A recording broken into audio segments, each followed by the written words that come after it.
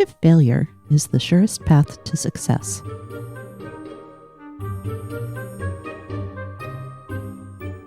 I'm Kate, owner of 123, a business dedicated to supporting leaders who want to be their best selves every day, because your employees deserve a leader who does their very best.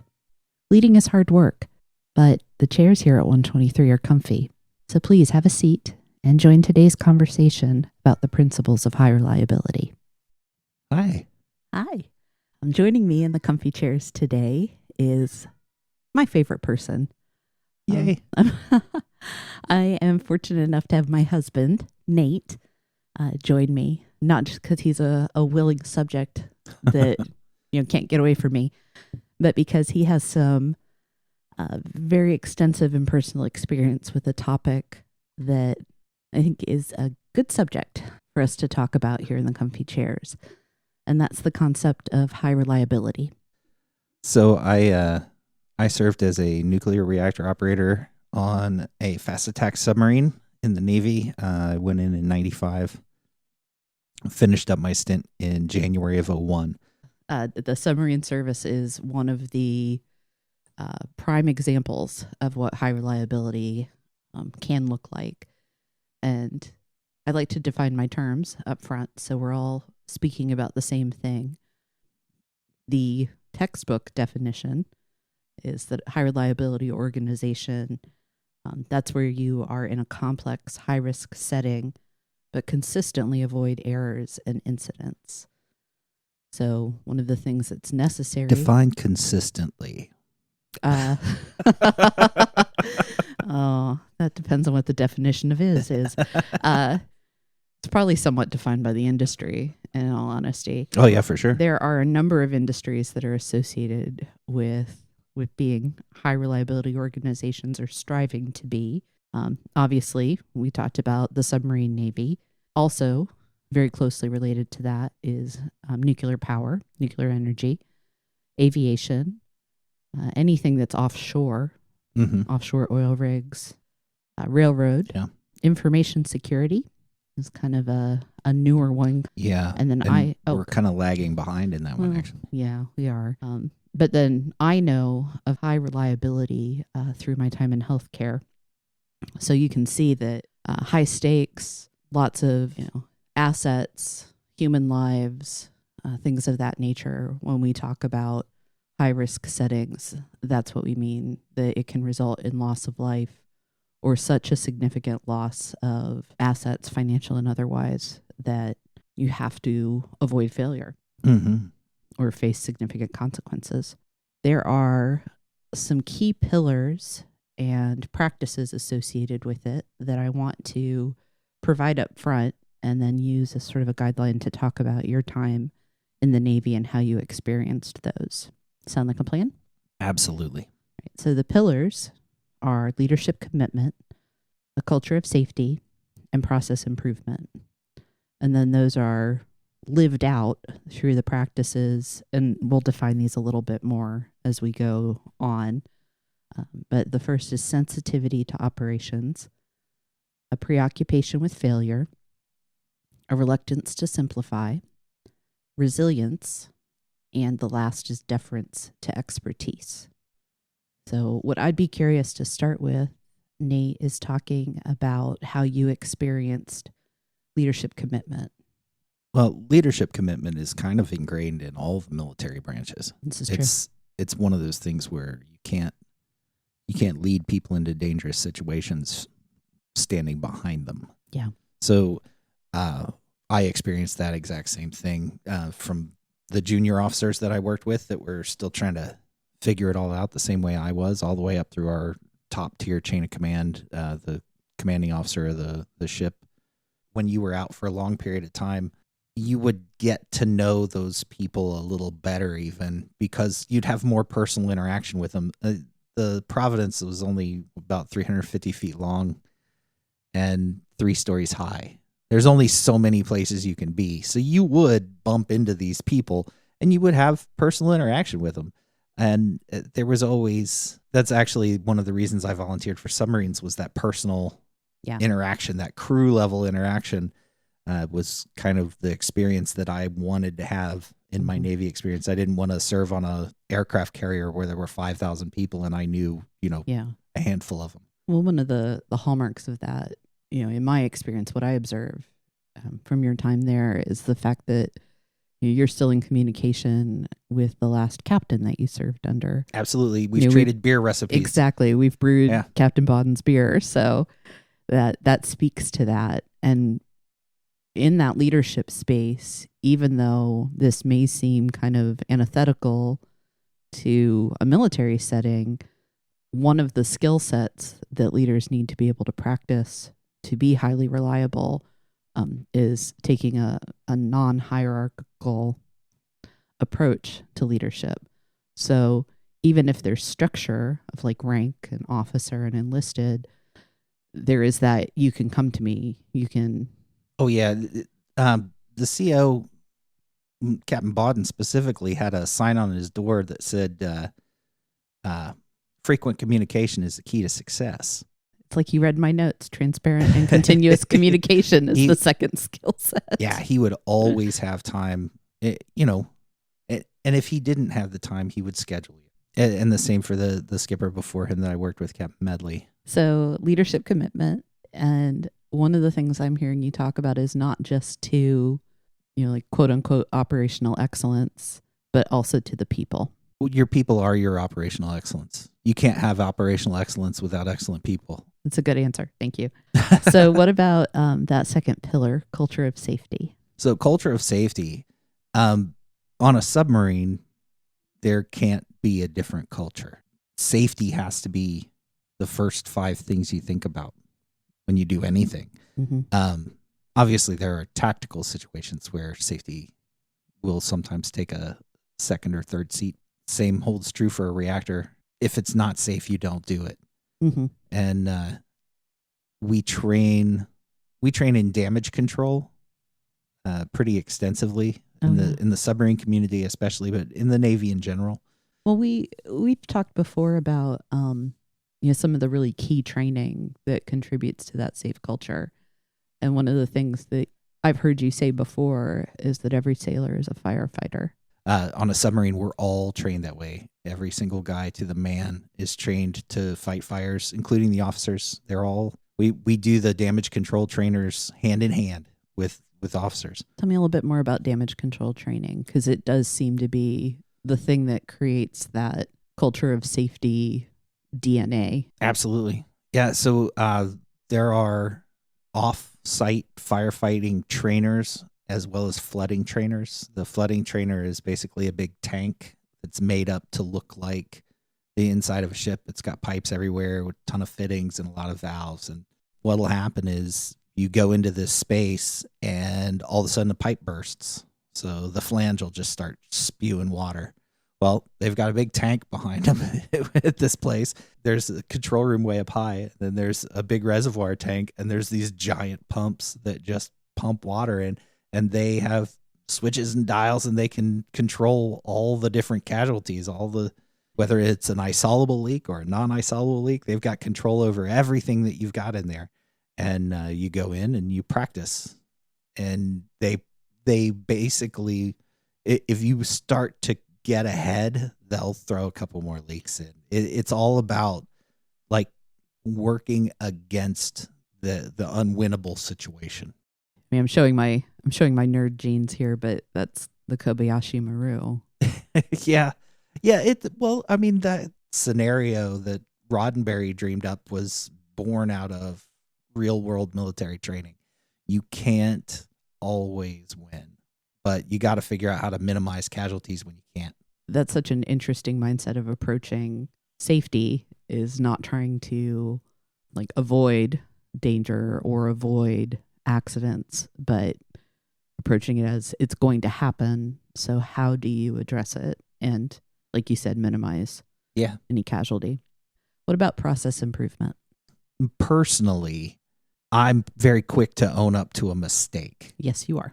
It's something that's part of that training is if you mess up, make sure you tell somebody right away. Yeah. So, and if you see something that happened that was the mistake, it's not a problem to say, this is the mistake. This is the mistake that was made. And in the high reliability organizations, or at least the one I was in, that's a positive. Like saying, this is what happened. I saw what happened. This is how everything happened.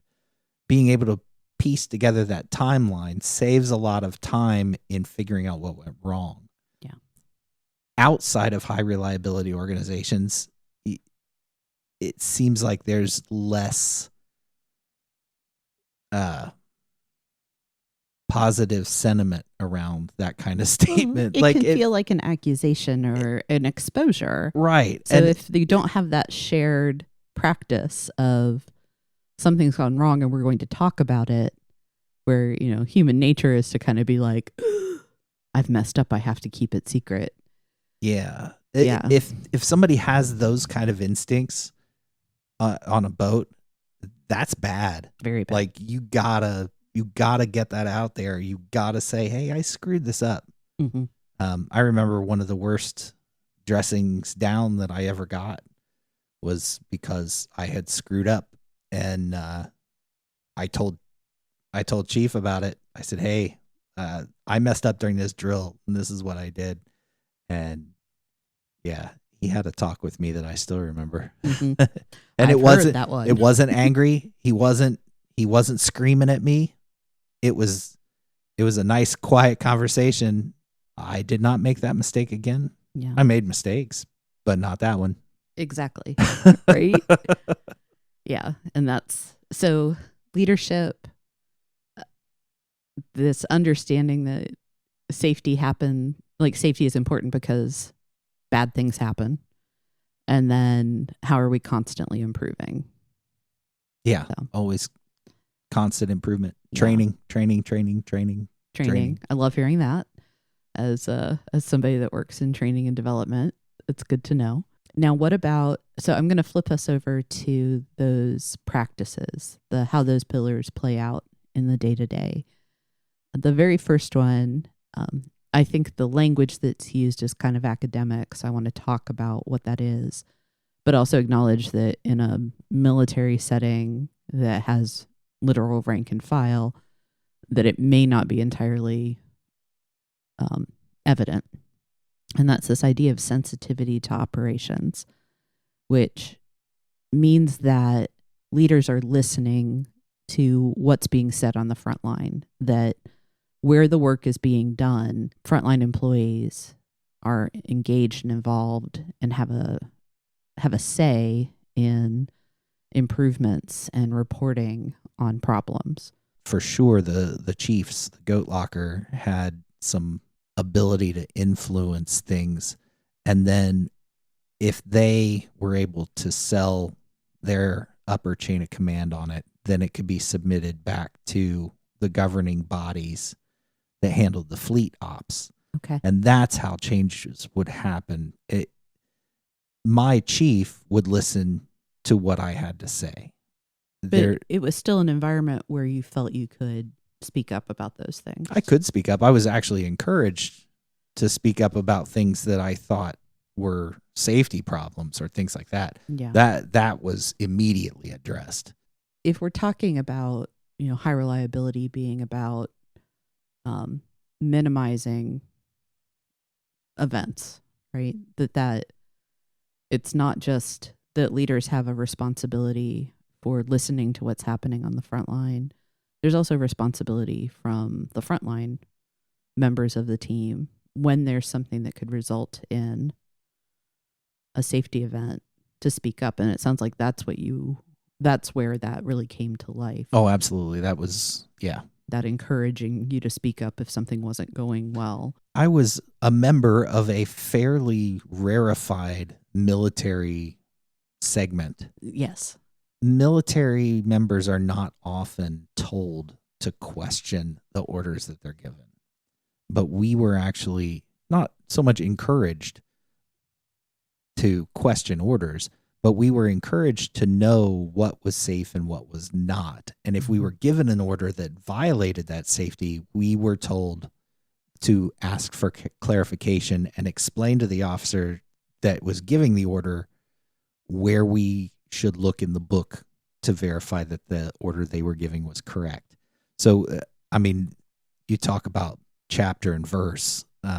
There were parts of that reactor plant manual that I knew by heart. Mm-hmm. And if I was given an order that was contrary to that, which I don't believe I ever was, you didn't have that experience. No, I don't think I ever had to question somebody's order. There were a couple times where somebody was, doing what we call cookbooking, where you're just reading it line by line. Let's do the procedure line by line. And sometimes something would happen, and I'd say, "Sir, did you miss a step there?" Oh, yeah, thank you. It was always like that. It was never there was never any like A Few Good Men, direct orders or anything like that. It wasn't like that. Let's talk a little bit about qualification on submarines, because I think that's the whole thing with submarines is that qualification process. I think that's where leadership commitment is demonstrated, and it's also that sensitivity to operations, that understanding what's happening on the line of work, not just for officers, but also for enlisted. Oh, absolutely. Yeah. I would say every enlisted man who has signed a qual card has worn that leadership badge. Yeah. For sure. So talk about the qualification process on subs. When you first report to your very first submarine, you are a nub. You're a non-useful body. Or I've also heard it, new underway, buddy. You report on board, and you start off, they have you report to the mess decks. And again, this is your first boat. Once a guy's qualified on a platform, then when he moves to the next platform, he does a qualification process there, but it's not nearly as rigorous. Well, it's still rigorous. It has to be. You have to learn the new platform, but it's not as demeaning. Oh, it's not the people qualifying you are not as condescending if you show up already having earned your fish somewhere else. That's fair. But when you show up and you are a complete nub on your first boat, you go to work for the mess decks and work for the cooks, and it's a good place to meet the crew. Mm-hmm. Right? You get to meet everybody because everybody comes through there, and you start to make your friends, and you start to learn. You have 12 months from your date of reporting on board to finishing your qualification process. And the submarine warfare insignia qual card is, when I was in, was about 2 pages. You have to go to each division, and there are specific pieces of gear of theirs that you have to learn about. You have to know pretty much where everything on the boat is powered from, as far as like which panels power what equipment. You need to know how to de-energize it in case there's an electrical fire. You got to know how to turn it off.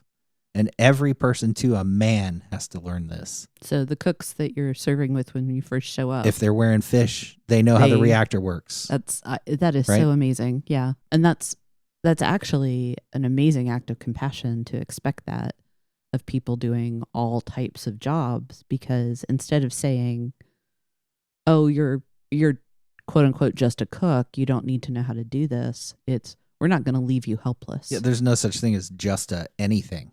You're a submariner. Exactly. So get to work. The qualification process that you're talking about right now, and obviously that you experienced, was for enlisted. Correct. Very similar for officers, entirely different. Very similar. Okay. Yeah. They still have all the same systems that they have to, have a basic working knowledge of. What the process seems to give is a sense that nobody's too good to do something. That ability to have somewhat equal footing within reason. Well, again, it's a small crew. Yeah. So I've cleaned the bilge next to a chief. Mm-hmm. In fact, my chief used to bilge dive with us during field day all the time. Good for him. Nobody was more enthusiastic about getting down in the bilges and cleaning them out than Chief Ball. That's so fascinating. Oh, yeah. Still a character. He still is. Yes, he is. Let's flip over to what I think is kind of the big one. And that's the preoccupation with failure. That's absolutely, I would say, the biggest point. Preoccupation with failure is an interesting way of putting it, because I would say that we were preoccupied with not failing. We weren't worried about succeeding. We were worried about preventing failure. Success comes naturally if you prevent failure, right? Yeah. You can't help but succeed if you continue to avoid failure. You will succeed because you get infinite tries if you don't fail. Yeah. Right? So you just get better and better the more you don't fail. So what we did was we would find the weak spots and shore them up. Okay. And that was the continuous process, was always make sure that the weakest link in your chain was being strengthened. And if it was always the same link, then that's the biggest issue you've got. So we trained constantly, like I said. It was we ran drills all the time, simulating fire, simulating flooding, simulating reactor failure, simulating everything. Some of my captains were notorious for just walking back and turning something off. Oh my goodness. Oh yeah, that would happen. That was actually a lot more frequent than I would like to think about. Yeah. Yeah. Just are people prepared for when something goes wrong? What are you going to do if this happens? Yeah. I think that's what I agree with you. I'm not entirely not comfortable, but really thrilled with the language preoccupation with failure. But it is still, you're preoccupied with if or when, and most likely when, something goes wrong, how are we responding? It's not a most likely one. It's a definitely one. Yeah. Things will always happen. Bad things. No, human error, never mind machine failure or... Yeah, they're both equally as possible. Yeah. So it's how do we respond to ensure the worst doesn't happen as a result of something going wrong? Right. How do you minimize that? Mm-hmm. So I'm gonna jump around here because in the list, the last practice is deference to expertise. But it seems like it's almost the thing that comes first in some ways. Deference because to expertise is ingrained in that culture. The experts are the ones who came before you. Nobody becomes an expert overnight. And the people that have been doing, this job for 20 years are experts by virtue of their repetition. Yeah. Well, they know these procedures so well, they could write them down. Well, the 6-foot manual too. Like you're dependent upon people that know their stuff. Yeah. It's so complex that there's no way. And that's another one of the points. It is. Yeah. We'll save that real quick then. Yeah. Well, I think it's possible to talk about them because they're connected. I mean, really, they're all interconnected, but they really that are. Reluctance to simplify, and it's the idea that a complex problem requires a complex solution. Yeah. So you do need expertise, people that understand the complexity. It's almost not so much a reluctance, but an inability to simplify. There's no simple way to address a lot of the problems. Okay. You cannot make it simpler. If you could, they'd have already done it because, as my chief was fond of saying, whenever they sailor-proof something, God creates a dumber sailor. So right. It's impossible to simplify it past a certain point because the equipment itself is so complex and the scenarios are so... I'll admit I struggle with this one a little bit because I've also experienced in the environments where I've worked, and particularly because most of my responsibility has been around, management and the employee side of things, that I do see that there can be a tendency in those high risk, high stakes settings to overcomplicate simple things. But again, I do think that there are cases where some of the leadership activities or the kind of the employee level engagement responsibilities that an employer has get overcomplicated even in those high risk areas because, well, if we're in a high risk, if we're in a complex, complicated environment, everything must be complex. And that's a misleap of logic, if you will. So I followed one of the links in that blog post I shared with you on Gemba walks. I saw that. I'm guessing it's named after a person that used to. No, it's not. It translates roughly from Japanese to the real place. Okay. And it's this practice of you're going to go to the point of work, you go see, you ask why, like, why do you do things this way? Why did this fail? Tell me why, basically. Yeah. And you show respect for the person doing the job. And it's a way, it's Rickover had all that except the respect part. Well, yeah. But it is, you go see, you ask why, and there's some deference for the expertise of the person doing the job. Yeah.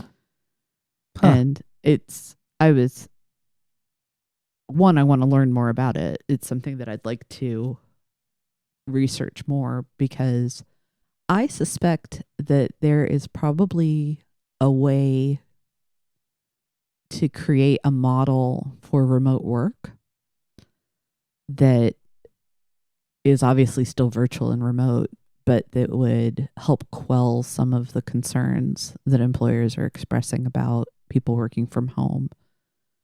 That you create this, I'm going to go see, ask why, and show respect for you to understand how you're working in that environment and ensure that, the way you're working, the productivity of what you're doing meets the needs of the business. I am actually horrified by the idea of some sort of oversight like that with regards to remote workers. Either you let their productivity speak for itself, or you don't trust them enough to work remote. So you need to figure out if you trust your employee or if you don't. Here's how I'm going to counter that. Yes, there has to be trust when we're talking about remote work. Is there deference to the expert? I do think the first measure of the first measure of any work, but particularly remote work, is results. Are you getting the results that are needed? The issue is leaders are struggling because they see it as this very binary engagement with their people. Either I have no interaction with you and I'm only looking at results, or I am somehow not managing you unless I have constant tabs on what you're doing, regardless of your results. Despite the fact that, we all got tossed in the deep end on this 3 years ago, leaders are still struggling with understanding that people can be effective in remote. And I think something like a virtual Gemba walk would allow there to be the right type and a healthy type of engagement with remote employees so that leaders are keeping connected with them, ensuring that they have everything they need to be successful, and connecting the work they're doing to the outcomes that they're getting for the purpose of recognition and feedback, not for being big brother. Yeah, but that's what it'll turn into.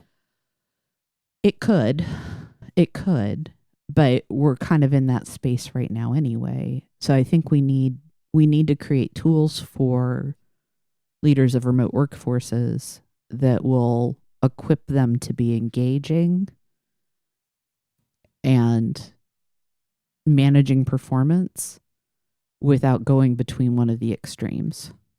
Because that's right now how most remote leaders are working. Yeah. They're either big brother or they don't connect with their people at all. Gotcha. And this is a The risk in this case is lack of productivity, turnover, continued low engagement. And while it's not as high risk as loss of life, it's a pretty core business problem. So you need a procedure in some way to support that. Not something wildly rigid, but something procedural that will equip leaders to manage better. And of course, because managers are people too, some of them will suck at it. But that doesn't, I don't believe in designing for the lowest common denominator. That's fair. Yeah. That you want to provide the tool that lets people work the way that they should or they could at their best.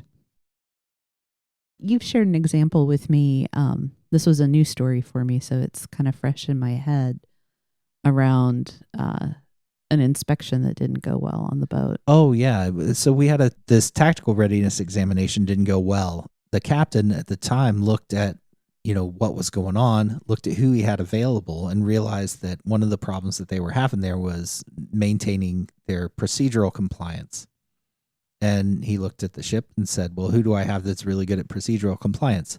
Oh, I got 40% of my crew is nuclear trained. They live and die by procedure. So he tapped some of us, volunteers actually. One of the times I violated my never again volunteer yourself. NAVY. Yeah. So I volunteered along with a guy named Mike, and he and I went forward and trained as battle station torpedo reload party leaders.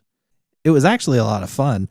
The procedures that they had were these laminated checklists, which kind of blew my and Mike's minds. Yeah. They just had a checklist with grease pencil, and the steps weren't ordered, or they were in an order, but they weren't numbered or anything because they could happen concurrently to speed the whole process up. So basically, the reload team leader had to be eyes on, watching everything that was happening at once, getting reports from multiple guys at multiple times.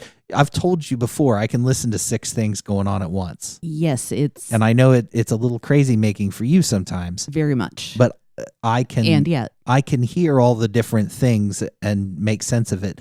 The sound-powered phones, I wish you could have experienced what it was like on a sound-powered phone channel. There's 5 people talking at once. And you have to hear the one that you need to hear. See, that But you also need to hear what the other ones are saying too. And when you first do it, the very first time that you do it, it is insane. You are absolutely sure that you are never going to get the hang of it, and you'll never be able to do this job ever. See, that seems like it's engineered to create an environment where mistakes are going to happen. No, what it is it comes out of necessity, and it's facilitated by experts. Okay. And eventually, after 6 months of listening to it, you become an expert. And you're able to pick out every single person. You can hear where they're at. You know what they're doing. You know what operation they're doing. Interesting. And it's insane. But it happens. One of the things I'm reminded of because of my background is a model of learning that comes out of nursing. This idea of being a novice and moving to expert. It's the Benner model, novice to expert, that we talk about in healthcare. And it sounds like there's this very innate understanding that you're going to have novice people alongside expert people in the submarine operation.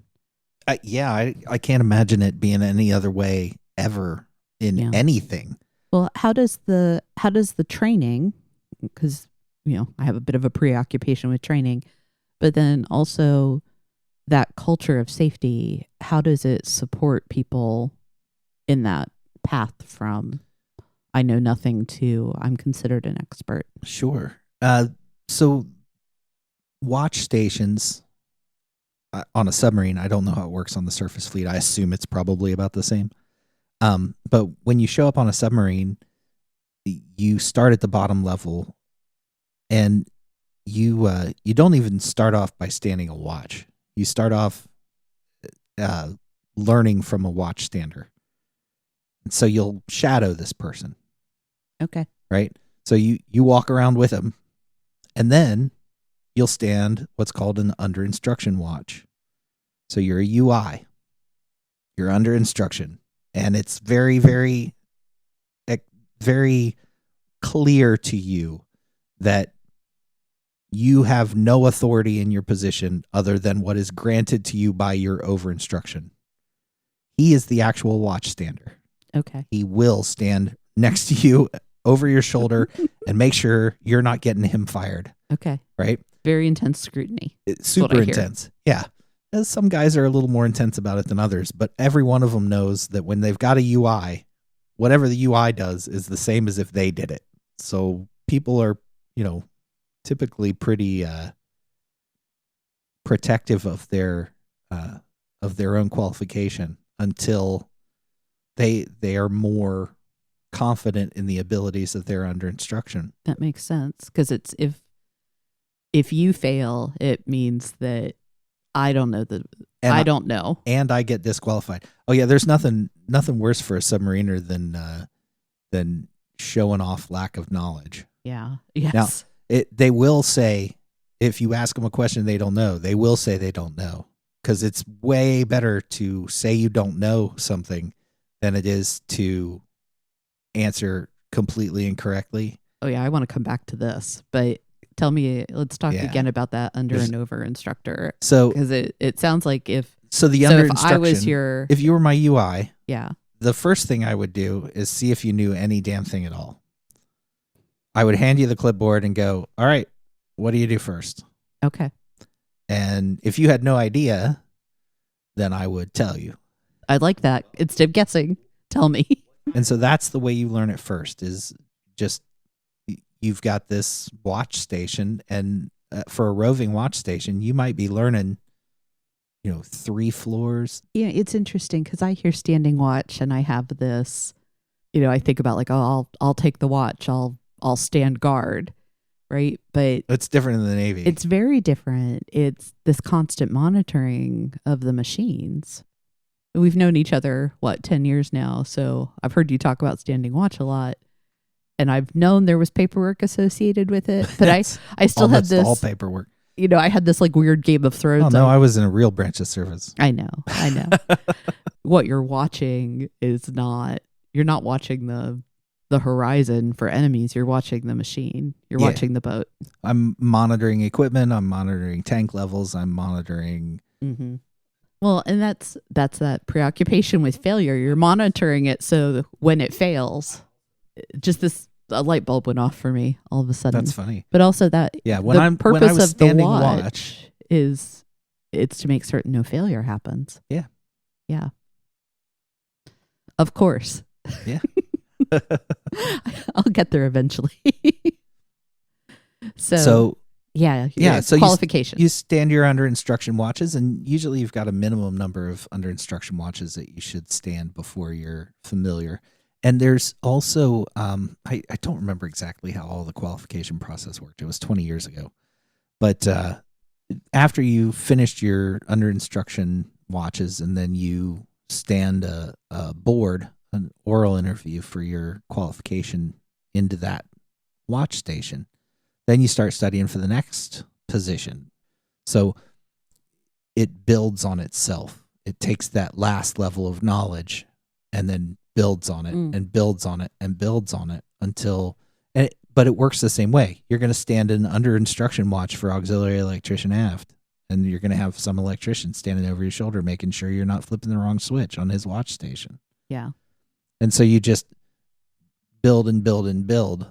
And then, the goal, the other people are very motivated to get you qualified, because say more about that. Once you're qualified, you're filling a hole on their watch bill and reducing their workload. Yeah. Right. So the more people you have qualified to do something, the more flexibility you have in everybody's schedule. Okay. So it's important, and people are very invested in the speed of your qualification. Well, there's the they're invested in ensuring that they're able to demonstrate their knowledge and expertise Well, through the process. They're invested in sharing the workload. And I'm guessing they're also invested in making certain that somebody that's going to be working alongside them is competent. oh yeah, you have to be competent. Yeah. Because It's not tolerated to not be competent. yeah. Well, and it's more than just, oh, I've got your back. It's my life is in your hands. Yeah. When you hand that clipboard off to somebody and sign over the logs, chances are at some point you're going to be asleep while that person's working. Yeah. How well do you sleep knowing that you qualified this guy? Yeah. Do I trust that you're right? not going to sink us Yeah. or, If- you know, If cause Petty great Officer loss. Umpty Schmutz is the one on watch, are you going to feel fine or have you made a mistake?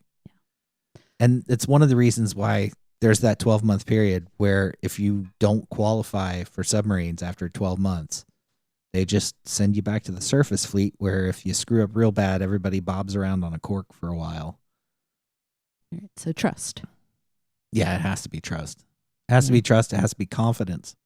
Yeah, because I was thinking about that as I was saying trust, because I don't just trust you, I have to have confidence in my ability.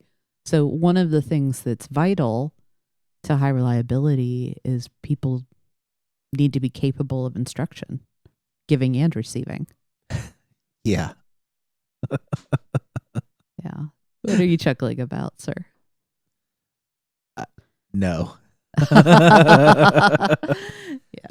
We had some guys show up.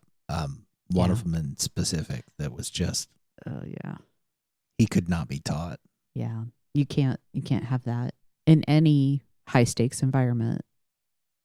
You have to be humble, I think. That you've got to be confident in your own abilities, but open to, like I said, instruction, but also negative feedback. If you do something wrong, you've got to not just own up to it, but relearn. Yeah, you got to take that with no ego. Yeah. Yeah. Which is surprising to say because submariners have huge egos. egos. Because we know what we're capable of. Well, yeah, but this I think goes back to that willingness to say I don't know. Yeah. Which I love. I love as a concept in any professional work life setting. Oh you yeah, know? it served me very well. Yeah. I mean, as a married couple, you've got to be willing to say I don't know. Yeah. When you're facing things, but you know, in the professional setting, the willingness to admit ignorance, lack of knowledge or ability, we've kind of been taught that's not okay. But the fact of the matter is it has the potential to make us all better. Yeah, honestly, it could be the best thing ever. Yeah, I think about, here are these young men. When you were serving, there were no women on submarines. Correct. So young men who are historically not known for humility, who have just come through this intensive training. You've gotten to a place where it's this elite volunteer, force within, the Navy, and which is a well-established, well-regarded branch of the military. How do you incent in people like those people who are probably, on the face of it, the least likely to say, I don't know, to admit? Peer pressure. Tell me more. Everybody has the same attitude. Okay. So when you see this guy that's been there for 2 years screw up and he says, yeah, I screwed that up and I'm sorry and I'm going to learn from my mistake. It's pretty easy to be the brand new guy and go, oh, cool. It's okay to screw up. It's not okay to keep it a secret. That's amazing. Yeah. Well, like I said, it's peer pressure. But the reason they're like that is because the guys before them were like that. Mm-hmm. And the reason they're like that is because the guys during World War II were like that. Yeah. and it's this continuous thing. I love watching the old 1960s serial, The Silent Service. It's on YouTube. It's fantastic. It's dry. It is It's very a little dry. It's dated. And they're long. Yeah, They're very long. It's like an hour long per episode, but it tells these stories, and Rear Admiral Dykers is so deadpan and stiff, but he's telling these stories about real submarining, and it's wonderful because I think my favorite episode is the Sunfish's Cook. I knew that was going to be here. It's so good. But there's this one, I think I'm just rambling now. I don't even remember how this ties in. I don't know. And why? I don't either. No, that's it. People saying, I don't know. Oh, that's right. I don't know. Yeah. Oh, that's how I got to it. I was talking about the World War II submariners. Exactly. And how the traditions of submarining haven't really changed. It's still, what is it your dad likes to say? 247 years of tradition unimpeded by progress. That's our Navy. That's exactly right. It's high reliability, but it's also one of the guys online, this was a number of years back, one of the guys on Facebook equated serving on a submarine to holding a Mensa convention in a biker bar. That is chillingly accurate. Yeah. Yeah. Yeah.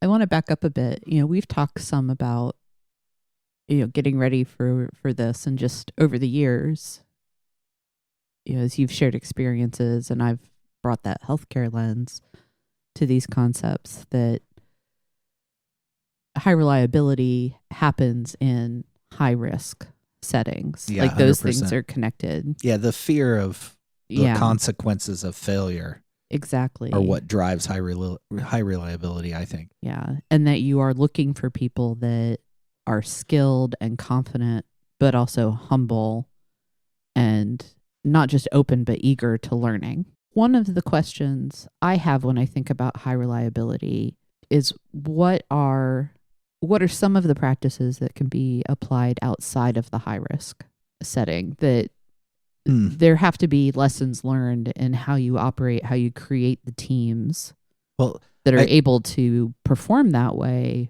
for lower risk areas.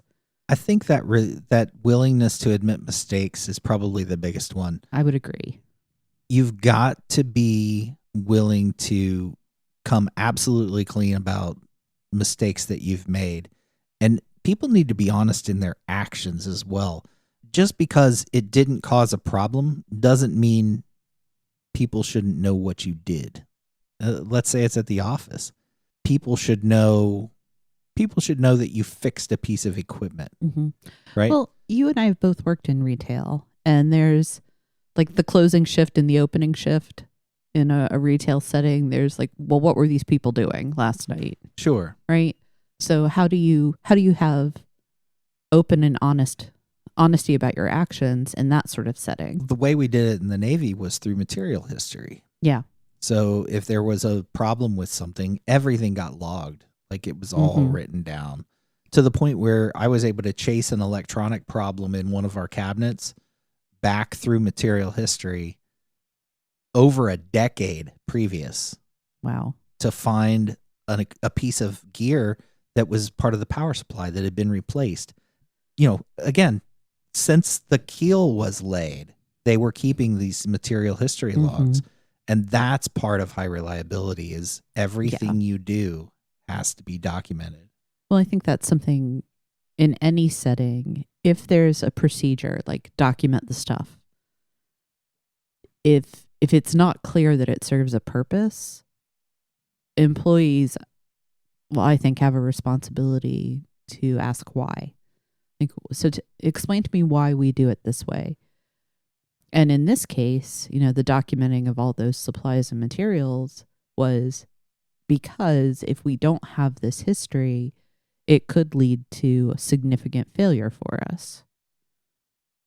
Yeah. Right? That we have to have a record.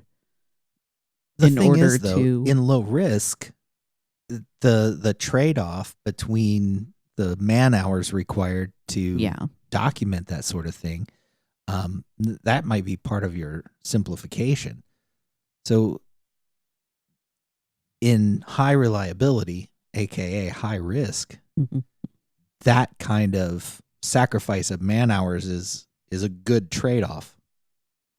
But I have trouble seeing where outside of high risk that would be a good policy. Yeah. Well, I think outside of high risk, that type of, I'm going to call it curiosity, because it shouldn't just be, I don't want to do the task. But if you're curious about why there's a task, for example, if you have to keep, a log of every time you resupply something in a store, again, staying with that retail, is it because that's the way we've always done it, or does it serve a particular purpose? And if it doesn't, is it an opportunity for process improvement to gain efficiency, to free up time for other tasks? So having that, are we doing this for a purpose that serves the operation in some way or not, is the mindset that you need in the lower risk fields. Yeah, that makes sense. Yeah. Where in the high risk setting, the purpose is going to be crystal clear. Oh, for the most part, yeah. Yeah. It is a good question to ask when you're examining something like that. Why did it end up this way in the first place? Mm-hmm. Sometimes the answer is a supervisor with extreme OCD who was trying to create busy work for someone. Sometimes it's we had a problem because we completely ran out of these at one point, which was a huge detriment to the operation. So now we log so that we can roughly track how long it takes us to go through a box of them. Yeah, that's true. And so all the different scenarios are possible. Mm-hmm. Reluctance to simplify is ingrained in those high reliability organizations, though, because it's built up to that complexity over the course of probably decades. Yeah. Well, and going back on that complexity, the fear is that you'll somehow back up over a lesson that was once learned by somebody dying. Yeah, that's exactly right. You've told me about the one firefighting video. Oh, that was shared. Yeah, the Forrestal. Yeah, that it was, here's a prime lesson in how not to do it. Oh yeah, the Forrestal video was something they showed us during boot camp. Yeah, it was so viscerally made real for you that you understood we're not going to back beyond the point of the procedure. Yeah, absolutely. Yeah, they use that video as an example of how not to fight a fire at sea. Yeah, and it's it'll make an impression on you. You know, one of the things that I'm always concerned with in these settings, in these conversations, is what does it take to lead?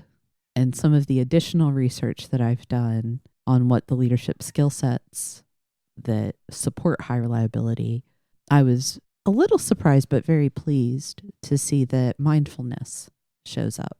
And I don't know if that's something that you would have necessarily witnessed in the late 1990s Navy, but I think about Bruce, because you have said on multiple occasions he was the best manager.